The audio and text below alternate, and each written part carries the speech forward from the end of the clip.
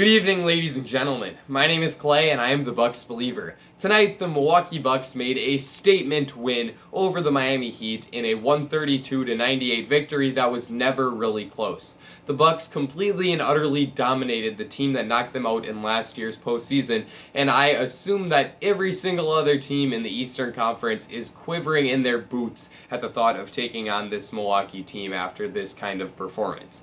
It started off with a crazy first quarter from the Bucks as they made 10 of their 15 three-point shots, led by an excellent spark plug bench where Bryn Forbes and Pat Connaughton combined to shoot 6 for 7 from 3 in that first quarter, scoring 20 points between the two of them. The Bucks finished the first quarter with a 46-20 lead, which was the single best first quarter in the history of the NBA playoffs. No other team has ever led by more than 26 points after one, so to see the Bucks make that kind of statement right away in the first quarter was excellent, especially when you consider how much of a slugfest Game 1 against Miami was on Saturday afternoon. The Bucks continued on to win the second, third, and fourth quarters, outscoring Miami in each individual quarter. And I think that it was important that the Bucks continued their high level of play throughout the rest of the game because it prevented Miami from gaining any sort of momentum as we head to American Airlines Arena for games 3 and 4 of this series.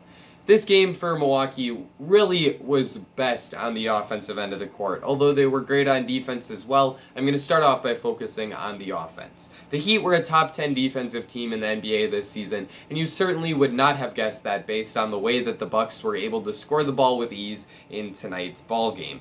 It all started with the Bucks' excellent ball movement as they had 34 assists on their 46 made shots.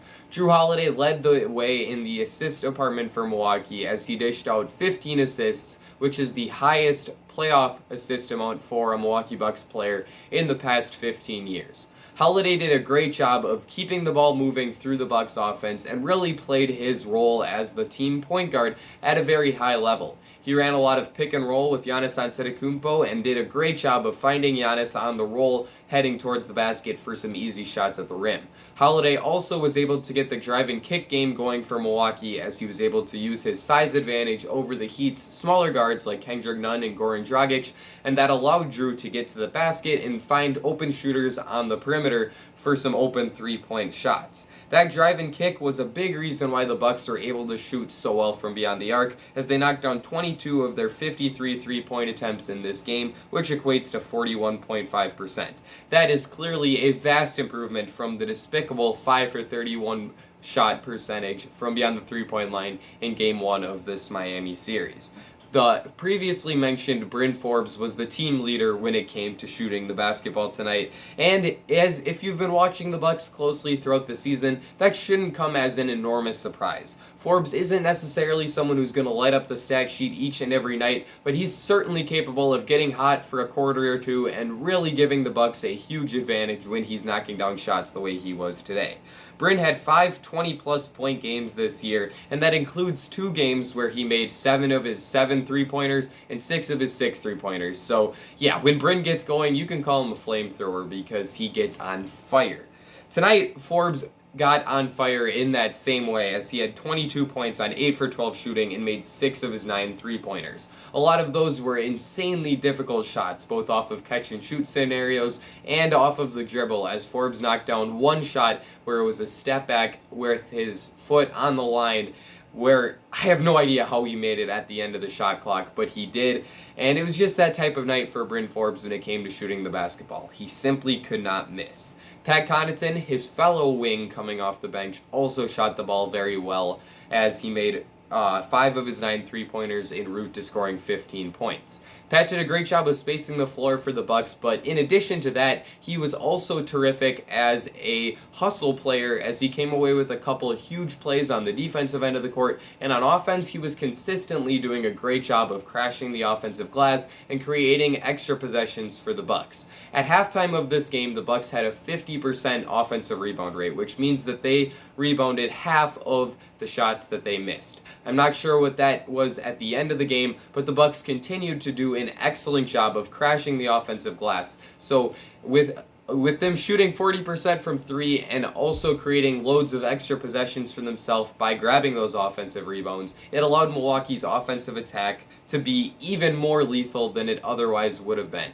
Connaughton was a huge player when it came to grabbing those offensive boards, so I think that the contributions we saw from him both as a shooter and scorer and as a passer and rebounder were huge, as there was also a couple plays today where he was able to attack closeouts and find open players in the dunker spot for easy layups. So overall, a great game from these two guys off the Bucks bench in Bryn Forbes and Pat Connaughton. They came through with necessary contributions, and they were a huge reason why Milwaukee was able to win this game.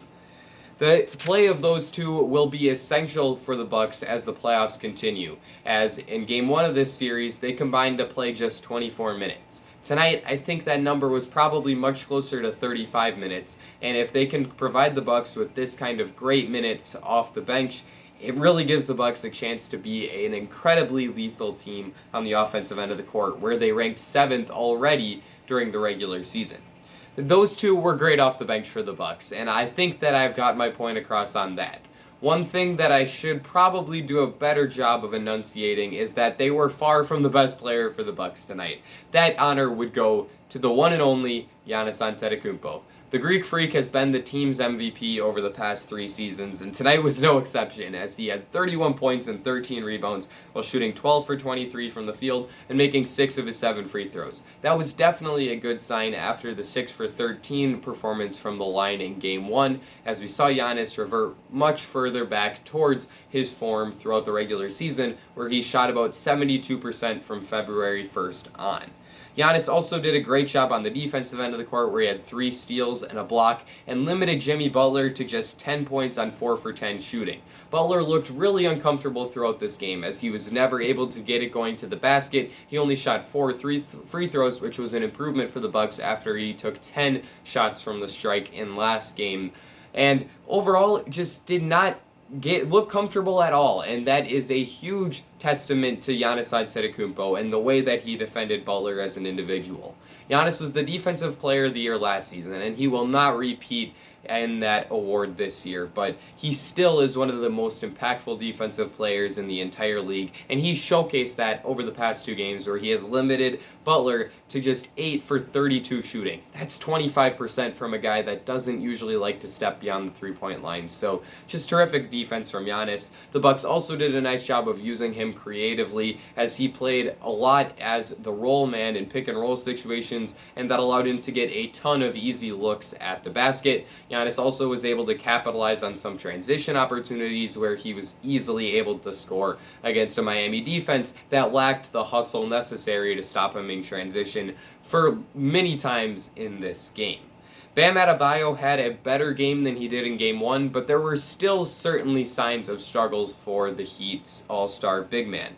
Bam had 16 points on 5 for 11 shooting, which is much better than his 9 points on 4 for 15 performance on Saturday night, but Bam still looked very uncomfortable scoring in the mid-range, as Brook Lopez dared him to take shots in that 10 to 15 foot range, and Bam could not make Brook pay for sagging off of him.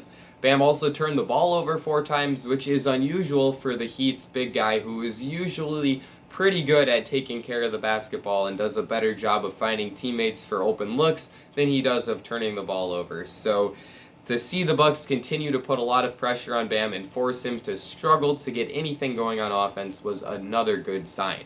In his stead, another big man for the Heat stepped up his play big time, and that was Dwayne Deadman. Deadman had a near double-double, scoring 19 points and grabbing 9 rebounds while shooting 8 for 11 from the field. Deadman is a really solid backup center option for Miami, as he can step on the 3-point line and knock down 3-pointers, or he can score at the basket as a roll man in the PNR. So in this game, he kind of had it going for Miami, and he was pretty effective playing against Brook Lopez on the defensive end as well, as Lopez had just 7 points on 2 for 5 shooting. Brook did a great job as a help defender, and that's a big reason why Deadman was able to score so many points. The guards and forwards for the Heat that were handling the basketball were able to find Deadman right under the basket for some easy layups.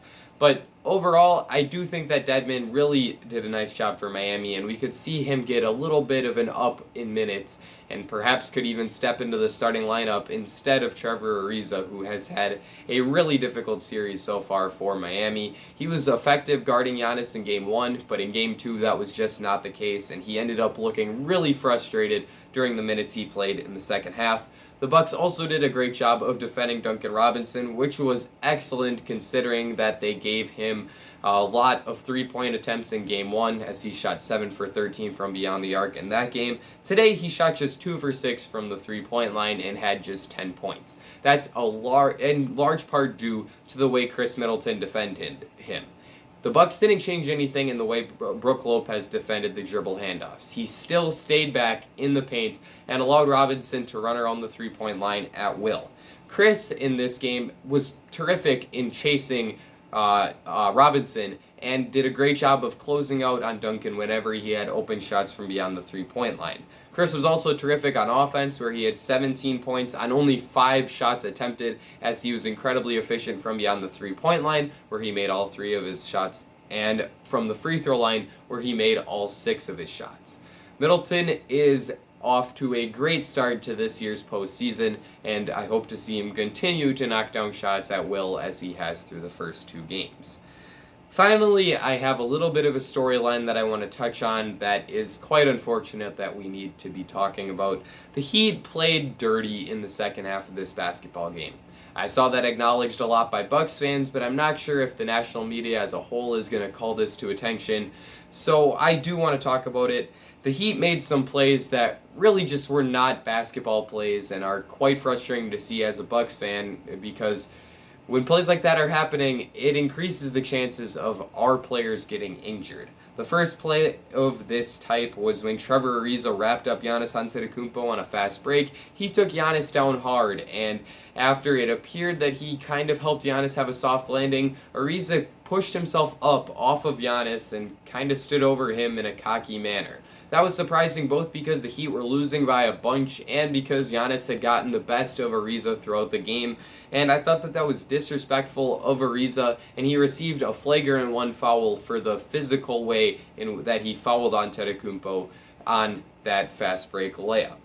Later on, Kendrick Nunn fouled Chris Middleton and did not allow him to land normally on a jump shot. That was also called a flagrant 1. I don't think that Nunn had any particularly malintentions, but it was still a play that resulted in a flagrant 1 foul for Miami. Later on, Goran Dragic was called for a technical foul as he wrapped his feet around Chris Middleton after he had gone down and caused Middleton to trip as well. So that was not a good play by Dragic whatsoever. And later on, Nemanja Bjelica checked in the game for the first time all series for the Heat, and he pretty much tackled Giannis. And then after that, Bobby Portis was trying to keep Bjelica away from his teammate, and Nemanja just kind of grabbed Bobby's hand, which was a weird thing to see.